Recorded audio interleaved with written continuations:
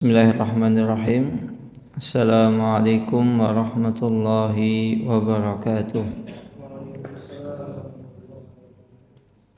Bismillahirrahmanirrahim. Wassalatu wassalamu ala rasulillah wa ala alihi wa sahbihi wa man tabi'ahum bi ihsanin ila yaumiddin, amma ba'du. Allahumma sahli sadri wa yassir li amri wahlul 'uqdatam min lisani yafqahu qawli. Allahumma inna nas'aluka ilman nafi'an wa rizqan thayyiban wa amalan mutaqabbalan. Allahumma alimna ma yanfa'una wa zidna ilman wal huda wat tuqa was salaha ya rabbal alamin. Ahwani fiddin, azani Allah wa iyyakum. Alhamdulillah, semua alhamdulillah, segala puji hanya milik Allah Jalla Jalaluh.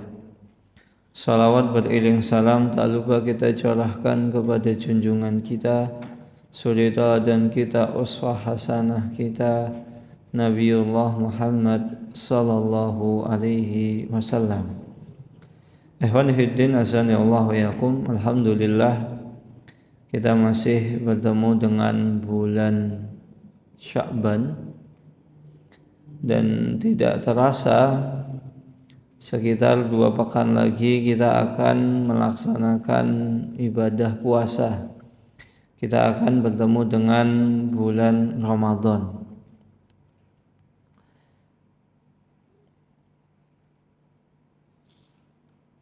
Dan Rasulullah SAW, beliau ketika di bulan Sya'ban, beliau biasa berpuasa. Namun beliau tidak berpuasa sampai full 1 bulan.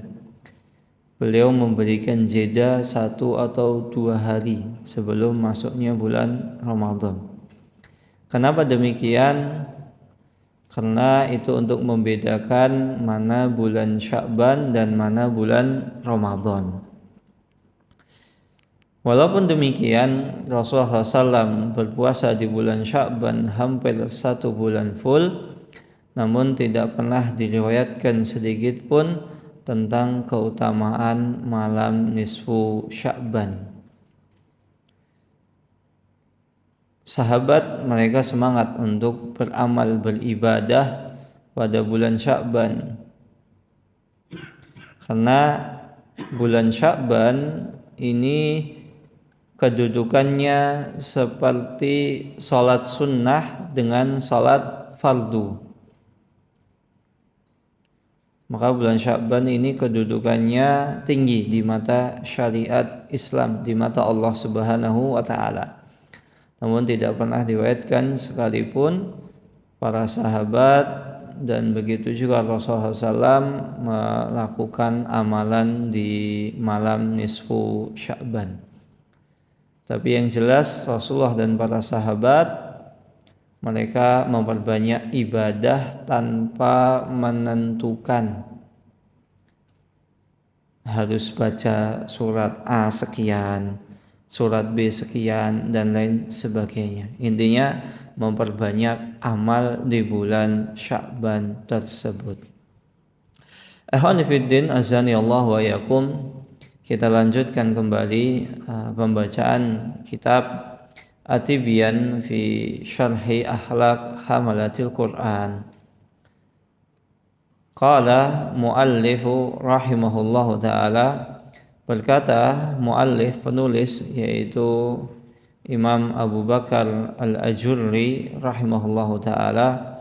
Qala Muhammad ibnu Husain, berkata Muhammad ibnu Husain, ala tarawna rahimakumullah ila maulakumul karimu kaifa yahussu khalqahu ala ayyatadabbaru kalamahu wa man tadabbara kalamahu arafar rabba.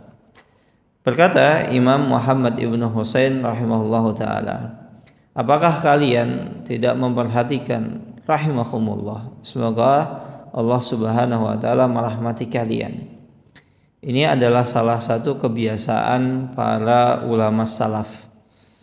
para orang-orang mulia, para orang-orang soleh, mereka suka mendoakan orang lain.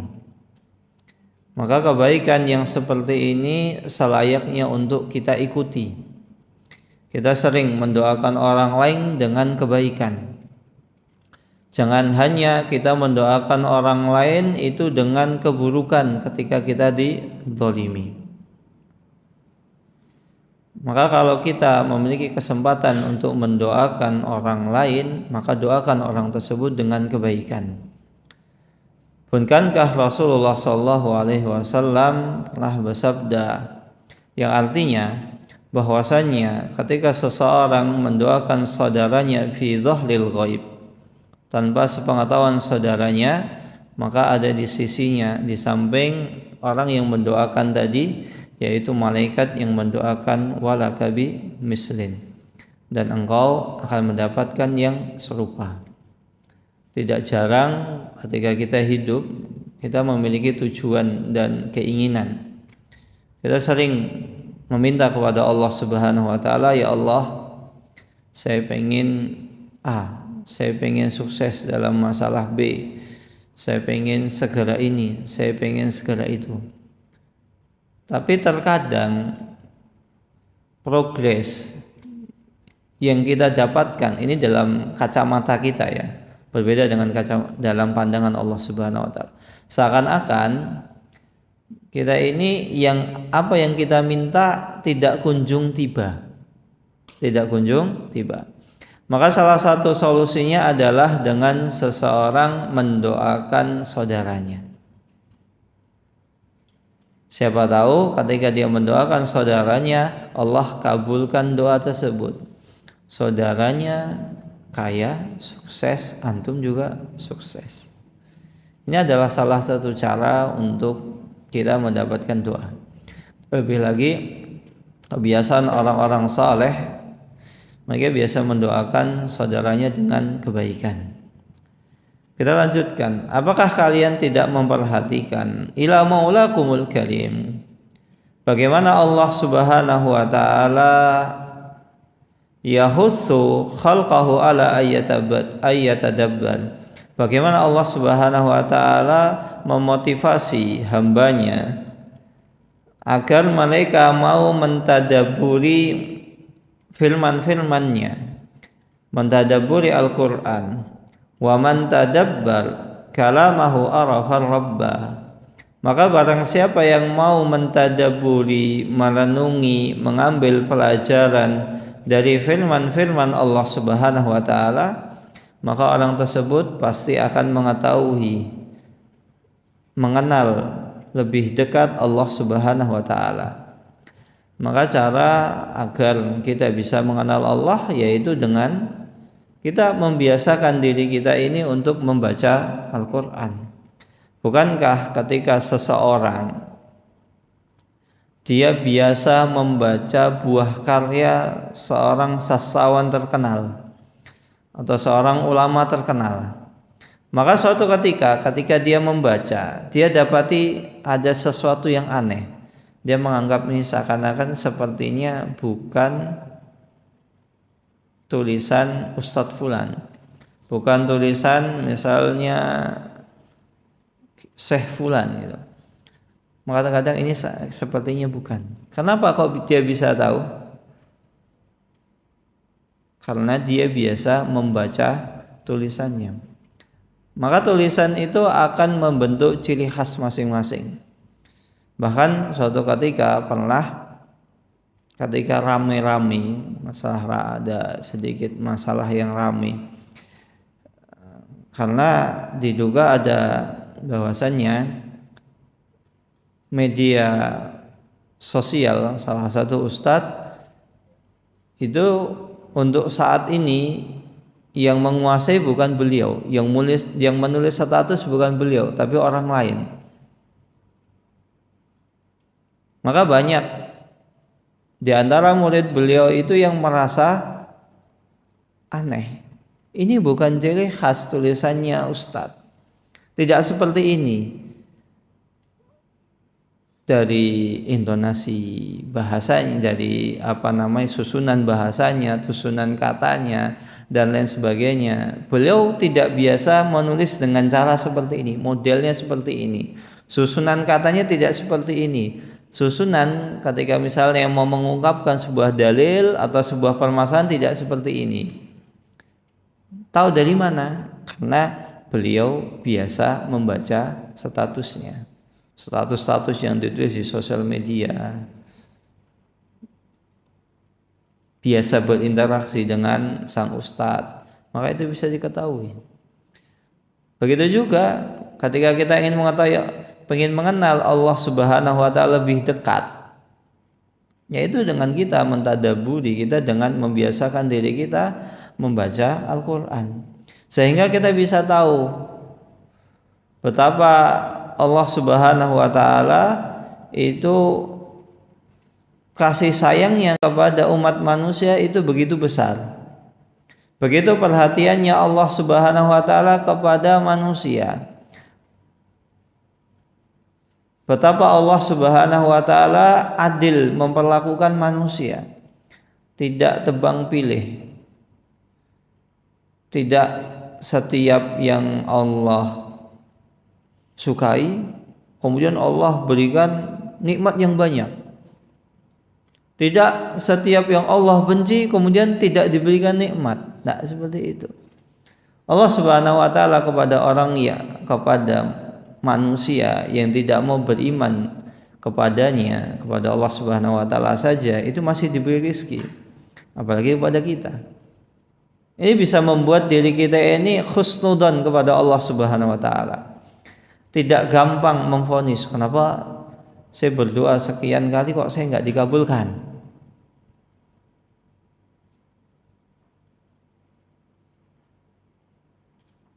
Wa arafa adima sultanihi wa qudratihi, dan ia akan mengetahui betapa maha perkasanya kekuasaan dan keagungan Allah Subhanahu wa taala. Wa arafa adima tafaddulihi 'alal mu'minin, dan ia akan mengetahui betapa pedulinya Allah Subhanahu wa taala kepada seorang mukmin.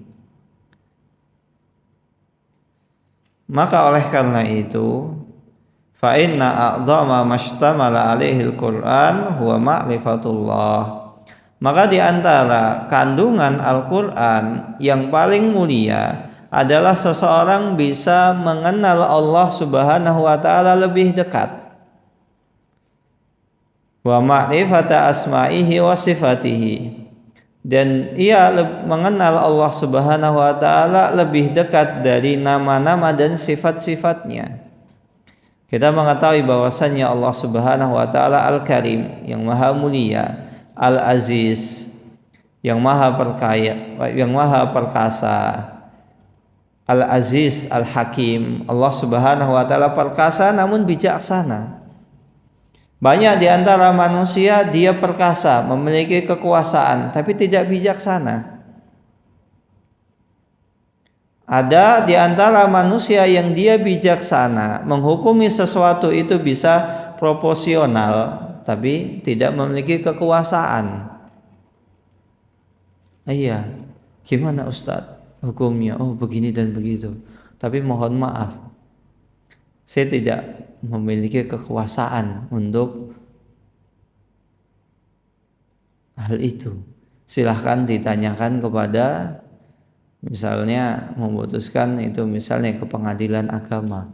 Tapi pengadilan agama misal, ini dolim Ustadz, saya harusnya itu yang menang di pengadilan, harusnya saya yang menang, saya punya bukti bahwasanya ini surat-suratnya, ini hak kepemilikan saya. Tapi pengadilan memutuskan saya yang kalah, orang lain yang menang, gugatan saya kalah. Nah, bijaksana tapi tidak memiliki kekuasaan. Allah Subhanahu wa taala bijaksana dan maha perkasa. Maka ketika kita mendapati sebuah hukum atau sebuah keputusan yang kita rasa ini tidak adil, memberatkan kita, kita minta kepada Al-Aziz Al-Hakim, yaitu Allah Subhanahu wa taala. Terlebih lagi ketika permasalahan sengketa warisan, sering terjadi sengketa warisan karena disebabkan kita ini sejatinya tamak kepada harta. Untuk apa merebutkan sesuatu yang kita dapatkan itu cuma-cuma tanpa susah payah kita? Apa itu? Warisan.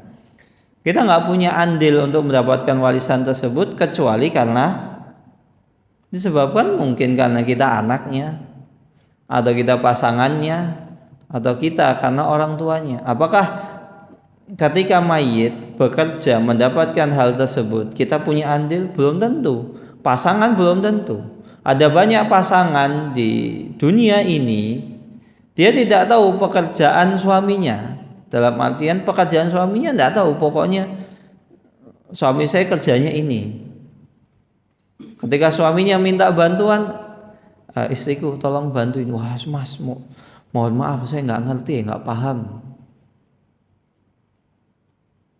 Sang istri hanya bisa mewanti-wanti, suamiku ketika kamu kerja carilah yang halal. Nggak ada andil dalam pekerjaan suaminya, hanya menasehati cari yang halal karena nggak paham.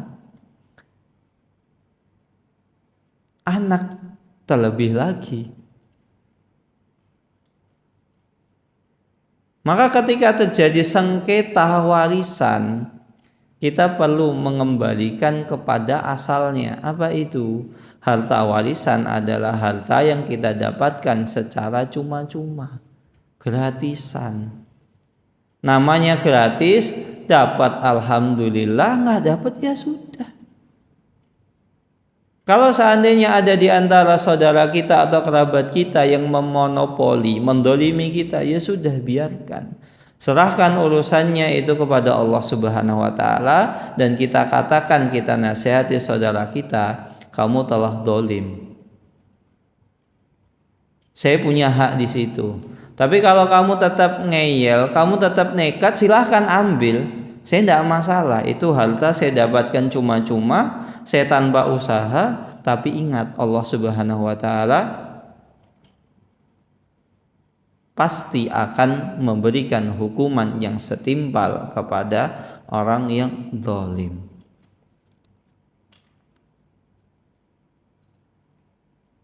Kita akan mengetahui nama-nama dan sifat Allah Subhanahu wa taala yang mulia. Dengan kita mengetahui nama dan sifat Allah Subhanahu wa taala, kita akan mudah untuk mentauhidkan Allah.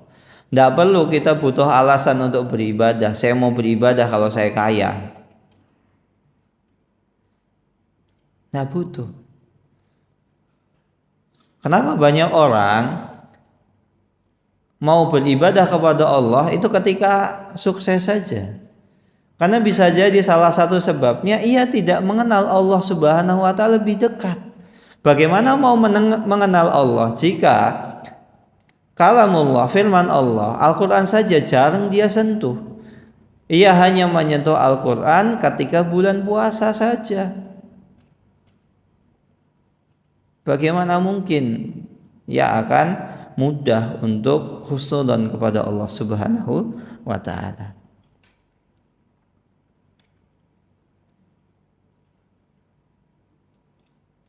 Wa arafa adima tafaddulihi, maka dengan seseorang yang dia membaca Al-Quran, ia akan tahu betapa Allah Subhanahu wa taala telah memuliakan orang-orang mukmin dibanding orang-orang yang lain. Dia bisa berhusnudzon, kenapa kok saya nggak kaya? Oh, Allah itu bijaksana. Jadi kalau saya kaya, mungkin saya tidak setaat saat ini. Kenapa wajah saya itu kok biasa saja, pas-pasan, dikatakan ganteng, ya alhamdulillah, dikatakan kurang ganteng ya masuk kategori. Ya bisa jadi Allah Subhanahu wa taala tahu. Ya bisa jadi dengan kita memiliki wajah yang rupawan bisa jadi membuat kita ini sombong atau membuat kita ini terlena atau membuat kita ini jauh dari agama, akhirnya menyombongkan diri, jadi playboy misalnya, atau bisa jadi kalau saya kaya bisa jadi saya punya simpenan. Karena laki-laki itu diuji ketika memiliki banyak harta. Dan seorang wanita diuji ketika suaminya tidak memiliki harta. Pernah itu cerita salah satu kawan. Kebetulan kawan ini lama kerja di dunia pertambangan, tambang emas, batu bara itu. Dia mengatakan, Ustaz, kalau orang yang kerja di dunia tambang, ini bukan disclaimer, ini bukan menjadi generalisir ya, setiap orang itu pasti demikian. Tapi beliau mengatakan begini, orang itu kalau kerja di tambang, di dalam,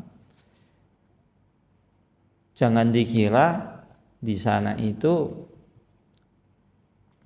kita maksiatnya susah, Ustaz, gampang. Bahkan dulu kawan-kawan saya itu rata-rata punya simpenan. Jangan dikira simpenannya orang-orang Indonesia, enggak, Ustaz. Orang ngebully, cantik-cantik. Padahal itu di dalam, di pedalaman. Akses motor ke sana, kendaraan itu sulit. Tapi banyak di antara yang orang-orang tersebut itu punya simpenan. Kalaupun ada yang nggak punya simpenan, itu adalah orang-orang yang Allah Subhanahu wa Ta'ala lindungi. Belum faktor korupsinya, Ustaz. Makanya saya ketika lihat, mending kalau saya tetap nekat memang saya kaya. Tapi kalau saya teruskan bisa jadi saya semakin terjerumus. Bagaimana Anda, Azad? Setiap cuti saya lihatnya seperti itu. Saya pengen keluar, akhirnya saya ke kota. Ternyata satu bis itu ada juga yang seperti itu, Ustaz. Saya sudah berusaha, akhirnya sudah. Bismillah, saya resign. Gaji saya yang 2 digit, saya tinggalkan. Daripada saya ketemu dengan lingkungan yang toksik, isinya maksiat. Saya lebih mending gaji saya hanya sekian juta saja. Ya alhamdulillah bisa makan. Ya walaupun tidak makanannya seperti dulu.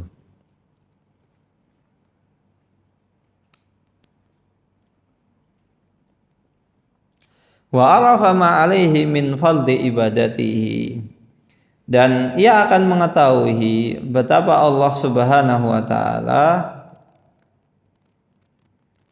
sudah memberikan step-step bagaimana seorang hamba itu bisa menjalankan kewajiban.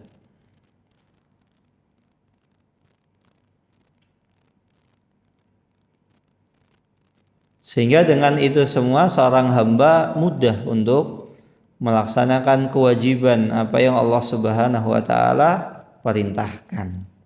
Fal umurul lati istamala 'alaihal Qur'an taduru 'alaiha ma'ani salasah. Dan perkara-perkara, step-step yang langkah-langkah yang Al-Qur'an telah menegaskan agar seseorang itu mudah untuk bertakwa kepada Allah Subhanahu wa Ta'ala dan menjalankan perintahnya, itu setidaknya berkisar pada 3 perkara. Perkara yang pertama, at-ta'rifu bir rabbi al-ma'bud. Seseorang mengetahui siapakah zat yang disembah, wa asma'ihi wa sifatihi wa af'alihi, dan dia mengetahui nama dan sifatnya dan perbuatannya. Bagaimana Allah Subhanahu wa taala berbuat kepada seorang mukmin? Bagaimana Allah Subhanahu wa taala memudahkan seorang mukmin itu untuk beribadah? Fa huwa ta'rifun bihi. Dan ini mengenal Allah Subhanahu wa taala lebih dekat. Hatta tuqbilal qulub ilaihi ta'diman wa ijlalan. Sehingga dengan itu semua seorang hamba hatinya akan menerima bahwasannya Allah Subhanahu wa taala adalah satu-satunya zat yang disembah. Ia akan mengagungkan, akan memuliakan Allah Subhanahu wa taala dan mencintai Allah Subhanahu wa taala. Dia akan cinta. Betapa Allah Subhanahu wa taala perhatian kepada umat manusia. Wal raja, dan dia hanya berharap kepada Allah Subhanahu wa taala. Allah tersifati dengan sifat-sifat yang mulia, yang notabene di muka bumi ini tidak ada seorang pun yang tersifati dengan sifat mulia tersebut. Tidak ada yang mampu.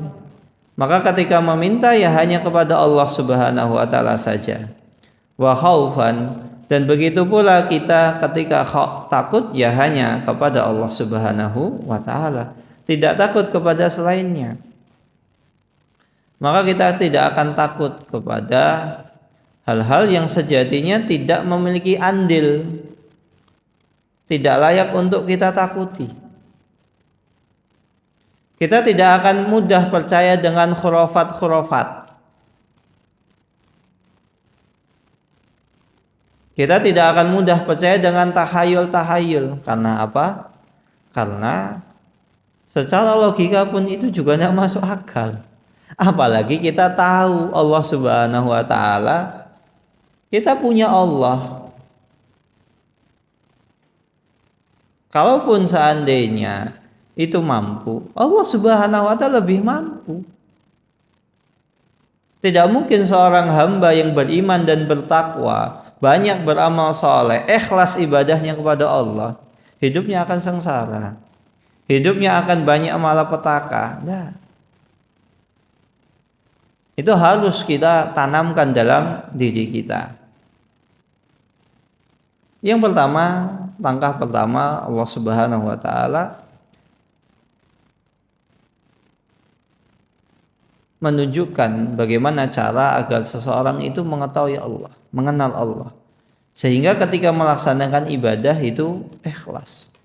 Yang kedua, at-ta'rifu bit-tariqil musil ilaihi, yaitu cara yang kedua agar seorang hamba itu mudah untuk melaksanakan setiap perintah Allah, yaitu seseorang dikenalkan dengan bagaimana cara jalan sampai kepada perintah tersebut.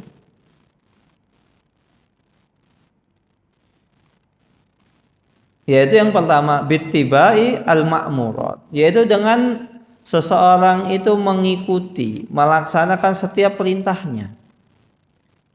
Tadi kenal, dia mengetahui Allah. Allah itu maha perkasa, Allah maha bijaksana. Oh, ada perintah, jalankan. Karena apa? Maka setiap perintah pasti di sana mengandung hikmah. Mengandung hikmah yang belum tentu kita ketahui. Allah al-adlu, Allah itu adil. Maka ketika Allah memerintahkan aku untuk melaksanakan perintah tersebut, maka pasti Allah tahu saya mampu untuk melaksanakannya. Begitu pula ketika Allah Subhanahu wa taala melarang atau memerintahkan untuk menjauhi setiap yang dilarang, ia akan tahu bahwasannya ia yakin Allah Subhanahu wa taala sudah memutuskan hal tersebut dengan seadil-adilnya. Kalau seandainya aku nekat melanggar aturan tersebut, maka aku akan mendapatkan kecelakaan. Dan kalau seandainya aku taat dan aku tidak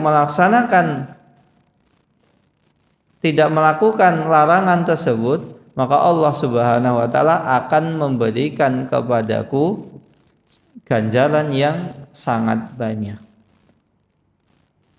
Dan perkara yang ketiga, bayanu ma a'addahu Allahu min thawabin liman ata'ahu. Langkah yang ketiga agar seorang hamba itu mudah untuk taat kepada Allah, yaitu Allah Subhanahu wa taala telah menjelaskan apa-apa yang telah disiapkan bagi seorang hamba yang taat.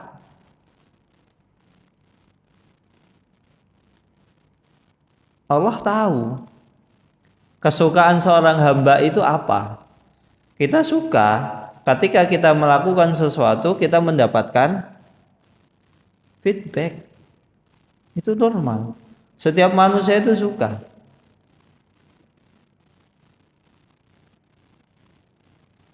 Ketika dia melakukan sesuatu, melaksanakan sebuah perintah, maka dia akan mendapatkan feedback. Apa itu feedback? Manfaat. Apalagi anak kecil. Anak kecil ketika diperintahkan, dek, tolong belikan belikan permen, belikan permen. Belikan apa? Tolong belikan sabun di warung sebelah. Nanti uang sisanya buat kamu. Senang nggak? Langsung semangat. Beda kalau misalnya, tolong belikan sabun di warung sebelah. Ya. Itu loh, tolong beliin sabun di warung sebelah. Iya, sebentar lah. Coba kita ganti. Dek, tolong belikan sabun di warung sebelah, nanti uang sisanya buat kamu. Oke, siap, katanya. Semangat. Karena senang.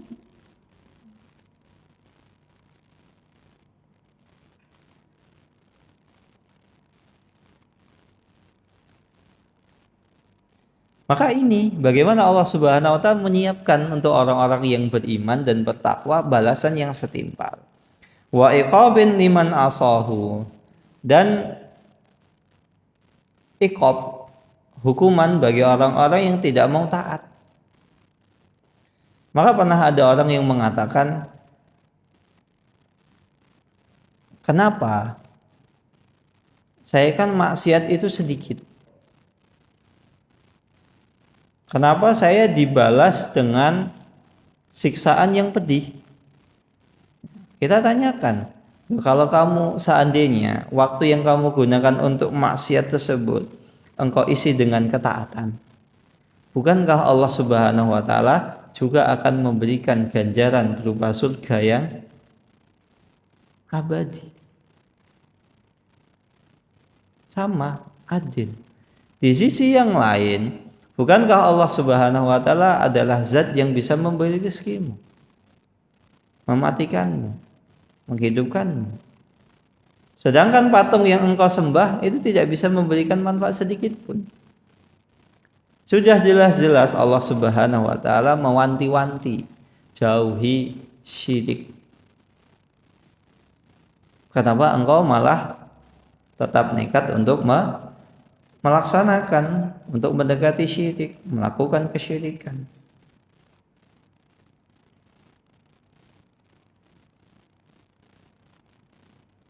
Maka step-step ini semoga dengan step-step ini seseorang akhirnya mudah untuk melaksanakan perintah. Bagaimana kita mengenal sang pemberi perintah itu seperti apa? Kuat, perkasa, bijaksana. Maka kita tidak akan takut setiap perintah yang diperintahkan kepada kita, kita tidak akan takut.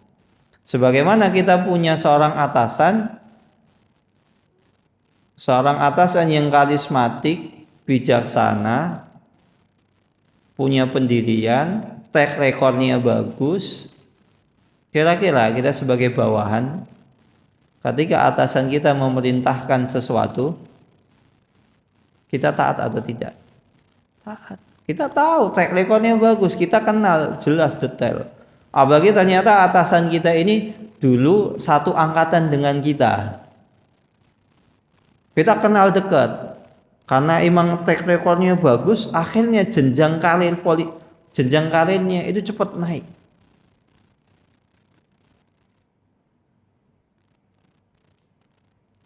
Ini track recordnya bagus. Maka ketika orang tersebut, atasan kita memberi nasihat, kamu coba, kamu lakukan ini. Kira-kira kita ikuti nggak sarannya? Ikuti sarannya. Karena apa? Dia sudah membuktikan. Yang dulu satu angkatan, sekarang levelnya sudah jauh berbeda. Akan diikuti.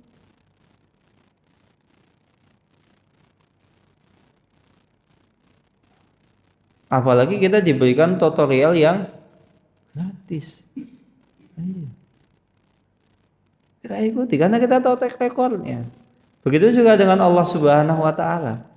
Kita mengenal Allah Subhanahu wa taala, Allah adil, bijaksana, Maha membalas baik kebaikan maupun keburukan. Maka kita akan yakin ketika kita diperintahkan sesuatu, kita melaksanakan apa yang diperintahkan itu tanpa beban. Karena nanti akan ada sesuatu yang disiapkan. Atau kalau tidak mendapatkan sesuatu, saya akan mendapatkan manfaat dari perintah tersebut. Nah, kita lanjutkan. Fahadihi muhtawayatul Qur'ani jumlatan. Dan ini adalah kandungan-kandungan Al-Qur'an secara global, secara jumlah. Wa a'dhamu ma fihi, dan di antara kandungan yang paling penting adalah seseorang mengenal Allah Subhanahu wa taala. Maka oleh karena itu di dalam surat Al-Ikhlas itu kandungannya itu setara dengan sepertiga Al-Qur'an. Li'annaha ukhlisat li bayani sifatir rabbi. Karena dalam surat Al-Ikhlas seseorang akan bisa mengikhlaskan peribadatan kepada Allah Subhanahu wa taala. Fa'alzama nafsahul wajib. Maka ketika dia mengetahui step-step ini di dalam Al-Qur'an sudah Allah Subhanahu wa taala paparkan dengan jelas, dengan gamblang. Bagaimana seseorang mengenal Allah, bagaimana seseorang itu dimudahkan oleh Allah Subhanahu wa taala untuk melaksanakan ibadah tersebut. Sudah ada contohnya. Ikuti Rasulullah. Kita tahu perintah-perintah ini, ibadah ini enggak setiap hari kita diperintahkan untuk beribadah. Allah Subhanahu wa taala telah memudahkan jalan untuk melaksanakan ibadah. Puasa wajib setahun hanya sekali.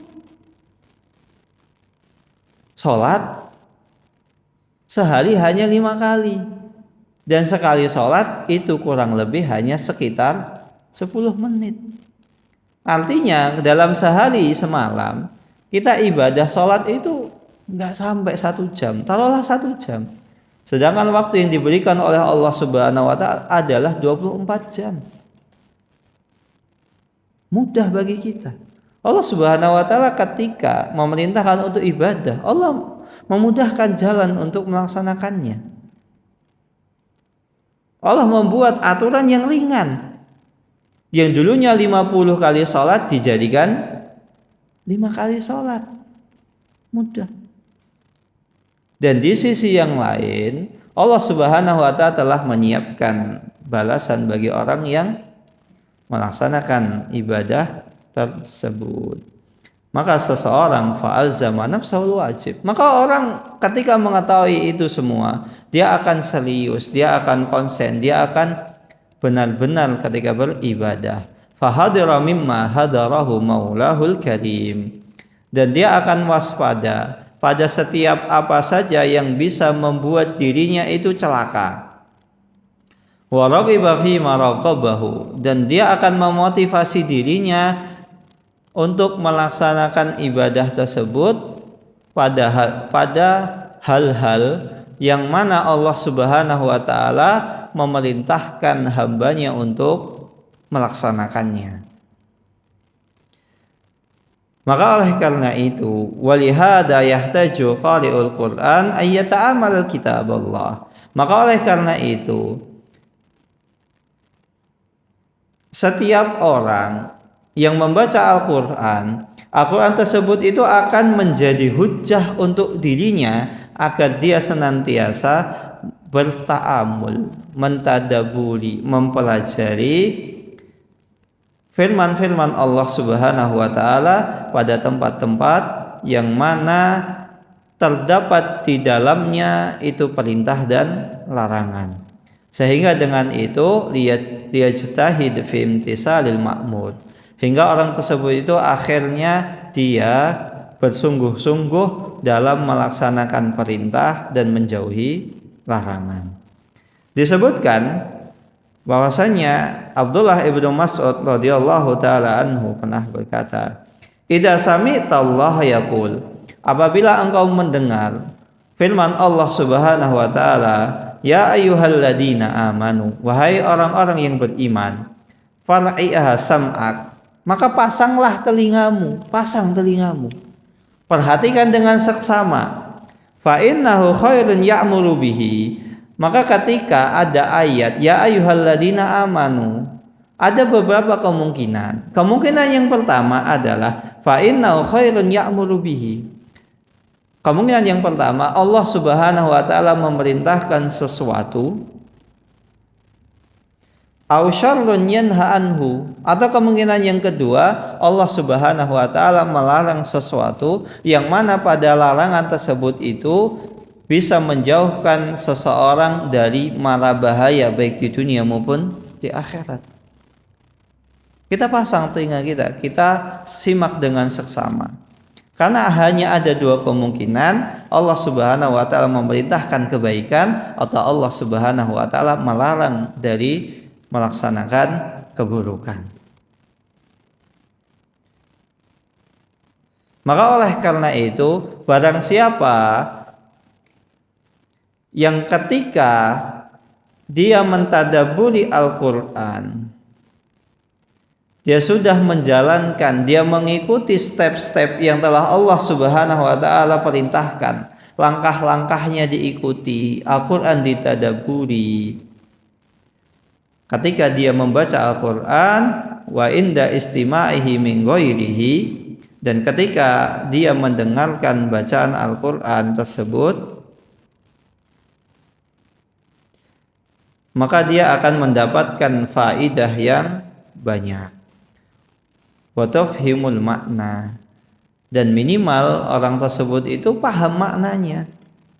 Wa yuqalu khitabu rabbani, dan dia mendapatkan sesuatu hal yang belum tentu didapatkan oleh orang lain. Apa itu? Dia bisa memahami firman Allah Subhanahu wa taala. Ini sebuah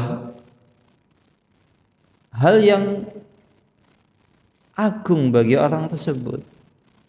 Jika seandainya seseorang itu bisa memahami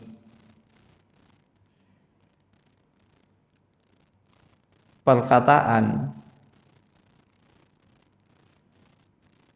orang yang mulia, itu saja dia bisa dianggap mulia. Kok kamu bisa paham perintahnya Pak ini? Oh ya, saya tahu. Maksudnya begini dan begitu. Kok kamu bisa tahu? Ya tahulah. Wah, kamu hebat ya. Apalagi biasanya gini. Terkadang di kita ini banyak dokter itu tulisannya jelek. Entah karena memang sudah seperti itu, atau memang benar tulisannya dokter itu jelek. Tapi ada yang mengatakan memang tulisan dokter itu jelek disengaja. Karena apa? Dokter dibiasakan untuk cekatan dalam menangani pasien. Sehingga ketika menulis itu tulisannya asal-asalan, seakan-akan asal-asalan. Suatu ketika ada seseorang yang bisa membaca tulisan dokter tersebut. Wah, kok kamu bisa ya baca tulisannya? Pada tulisannya kayak gini. Ya siapa dulu? Saya.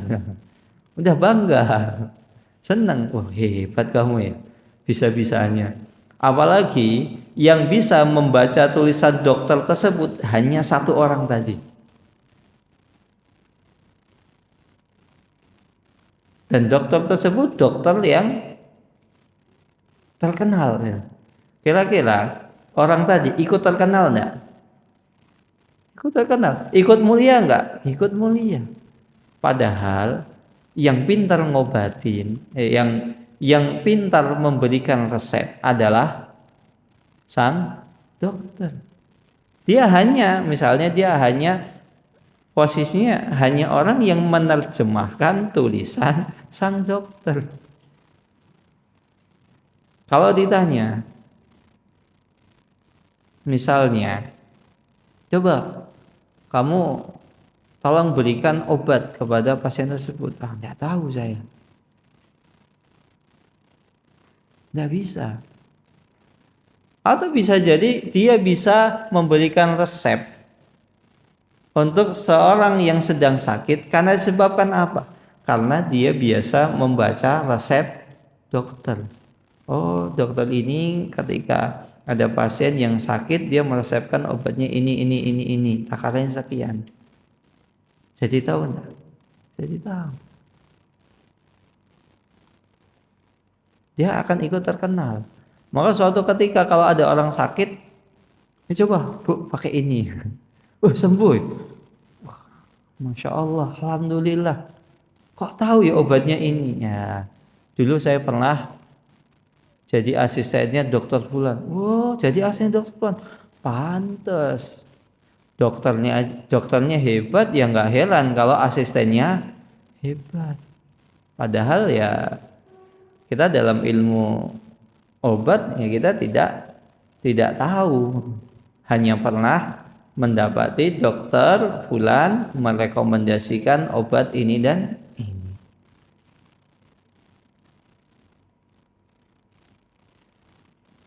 Wa aulal awqat litadabburi wa tafakkuri fil Qur'ani inda ada'is salawatil khamsil maktubah. Kemudian Syekh Abdul Razak beliau memberikan tips atau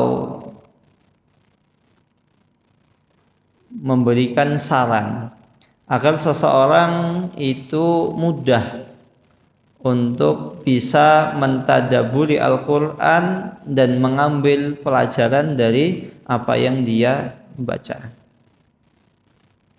Beliau hafizahullah mengatakan, waktu yang paling utama yang mana seseorang itu dimudahkan oleh Allah Subhanahu wa taala untuk bisa mentadaburi dan memahami Al-Quran, yaitu ketika seseorang inda ada'is salawatil khamsi, ketika seseorang itu sedang melaksanakan salat wajib. Li'annaha a'dhamul arkani ba'da tauhid, karena salat itu adalah rukun Islam yang paling mulia setelah mentauhidkan Allah Subhanahu wa taala. Kama jaa fil hadisil qudsi, sebagaimana datang sebuah hadits qudsi yang mana Allah Subhanahu wa taala berfirman, ma taqarraba ilayya abdi bi syai'in ahabba ilayya mimma aftaradtuhu alaihi. Senantiasa hambaku akan mendekatkan dirinya kepadaku bi syai'in, dengan sesuatu yang paling aku cintai, mimma aftaradtuhu, yaitu apa-apa yang aku wajibkan. Maka salah satu cara agar seseorang itu bisa memahami makna dan kandungan Al-Quran, sering-sering dia membaca hafalannya ketika sedang melaksanakan sholat. Ini yang membuat akhirnya hafalannya kuat. Di sisi yang lain, dia akan semakin paham akan makna dan kandungan ayat yang dia baca. Mungkin awalnya ketika dia membaca, ya seakan-akan makna kandungannya seperti ini. Lama-lama akan semakin mentadaburi, dapat faedah baru, dapat makna baru. Oh ternyata begini, ternyata seperti itu. Akhirnya yang satu ayat yang sering dia rutinkan ketika dibaca ketika dia sholat, akhirnya dia bisa menyimpulkan banyak faedah dari ayat tersebut. Jika Rasulullah SAW saja itu sesifati dengan jawami'ul kalim, Rasulullah SAW mengucapkan ucapan yang pendek namun maknanya sangat luas. Maka bagaimana lagi dengan firman Allah Subhanahu wa ta'ala. Maka ikhwah sekalian, kalau antum pengen paham makna Al-Quran, kandungan dan isinya, ya bukan hanya antum hafal, tapi antum praktekkan ketika sholat, antum baca. Bismillahirrahmanirrahim, dengan menyebut nama Allah Subhanahu wa ta'ala yang maha pengasih lagi maha penyayang. Masya Allah, Allah itu kasih sayangnya kepada kita itu luar biasa. Ar-Rahmanir-Rahim, Maliki Yaumiddin. Allah Subhanahu wa ta'ala adalah Malik, penguasa, pemilik hari pembalasan. Allah Subhanahu wa ta'ala akan membalas setiap apa yang aku kerjakan. Berarti kalau saya beramal soleh, maka aku akan mendapatkan manfaat. Kalau aku bermaksiat, maka aku akan mendapatkan balasan yang setimpal. Kalau ada orang yang mendolimiku dan aku tidak bisa membalasnya, maka Allah Subhanahu wa ta'ala pasti yang akan membalasnya. Begitu pula sebaliknya, ada seseorang yang pernah aku dolimi, kemudian dia tidak bisa membalasku, ternyata Allah akan membalas kezaliman tersebut kepada diriku. Karena ketika dia berbuat, dia berhati-hati. Dengan dia merenunginya, dengan dia mentadabburinya, dia bisa semakin dekat kepada Allah Subhanahu wa ta'ala. Maka oleh karena itu tidak diragukan bahwasannya seseorang yang berusaha serius untuk mentadabburi Al-Quran di dalam salatnya, yu'tabaru min anfa'il asbab fi tahqiqil khusyu'u fiha. Maka tidak diragukan seseorang yang dia berusaha untuk mentadabburi Al-Quran ketika salatnya, maka orang tersebut adalah orang yang akan bisa memahami dan mentadabburi Al-Quran, karena langkah yang dia tempuh adalah langkah yang paling bermanfaat di antara sebab-sebab seseorang bisa khusyuk dalam sholatnya. Langkah yang paling tepat untuk mendapatkan kekhusyuan adalah dengan mentadabburi Al-Quran dan menghadirkan hatinya ketika membacanya. Khusyuk itu insya Allah mudah untuk kita raih ketika kita benar-benar serius, kita benar-benar mujahadah, berusaha untuk mendapatkan kekhusyuan tersebut.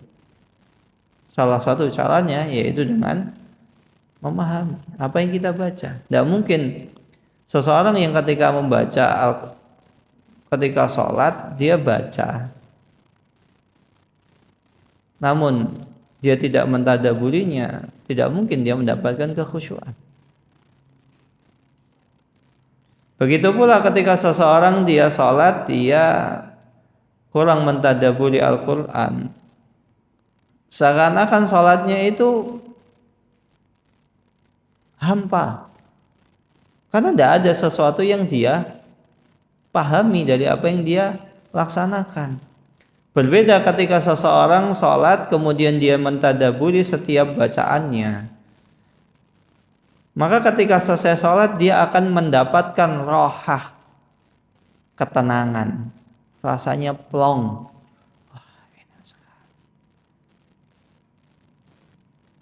Maka salah satu ciri orang yang sholatnya khusyuk adalah ketika dia selesai sholat, dia hatinya itu merasa plong. Apa itu plong?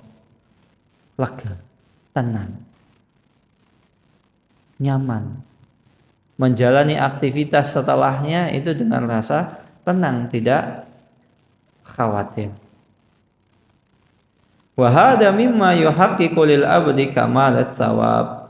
Dan mentadabburi Al-Qur'an adalah salah satu langkah nyata bagaimana seorang hamba itu bisa mendapatkan pahala yang banyak. Wa adimil ajri fi salatihi, dan akan mendapatkan pahala yang berlipat ganda di salatnya. Falaysa lil mar'u min salatihi illa ma aqala minha.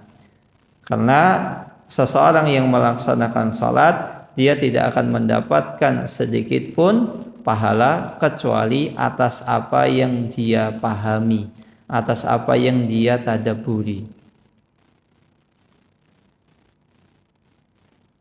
Karena Rasulullah SAW pernah bersabda yang artinya ada seseorang yang salat, dia tidak mendapatkan dari salatnya kecuali setengahnya saja. Ada yang seperempatnya, ada yang sepertiga dan lain sebagainya. Karena apa? Karena disebabkan kekhusyuannya. Maka jangan dikira ketika seseorang sholat semuanya dapat 27 derajat. Ya, itu yang kita harapkan. Tapi ada di antara orang yang ketika sholat raganya saja yang sholat, tapi jiwanya enggak. Jiwanya, pikirannya itu bergentayangan kemana-mana.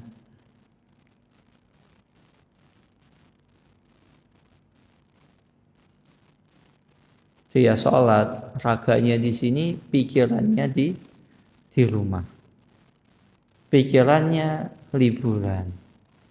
Pikirannya healing. Pikirannya ke bazar. Raganya di sini, tapi jiwanya sudah melalang buana ke sana kemari. Maka naudzubillahi min dzalik, jangan sampai ketika kita sholat kita tidak memahami apa yang kita ucapkan. Qala Syekhul Islam, berkata Syekhul Islam Ibnu Taimiyah rahimahullahu taala, wa ma warada minal fadli liqari'il Qur'an yatanawalul musalli a'dhama mimma yatanawalu ghairuhu.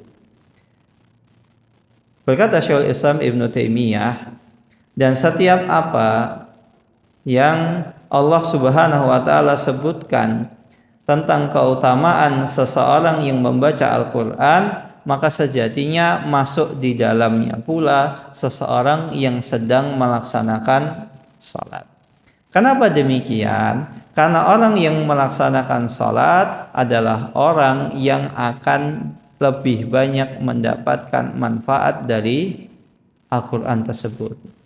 Karena ketika seseorang salat, dia sedang melaksanakan ibadah kepada Allah Subhanahu wa taala, artinya dia sedang mentaati Allah Subhanahu wa taala. Kemudian yang kedua, dia juga sedang membaca Al-Quran dan mentadabburinya. Maka orang yang salat adalah orang yang akan banyak mendapatkan manfaat dari Al-Quran tersebut. Sehingga orang yang salat adalah orang yang paling bahagia di dunia ini. Maka orang yang salat, melaksanakan salat adalah orang yang paling dijauhkan oleh Allah Subhanahu wa taala dari mara bahaya di dunia ini maupun di akhirat kelak. Maka hendaklah kita berusaha agar kita mendapatkan kualitas salat kita ini sebaik-baik salat.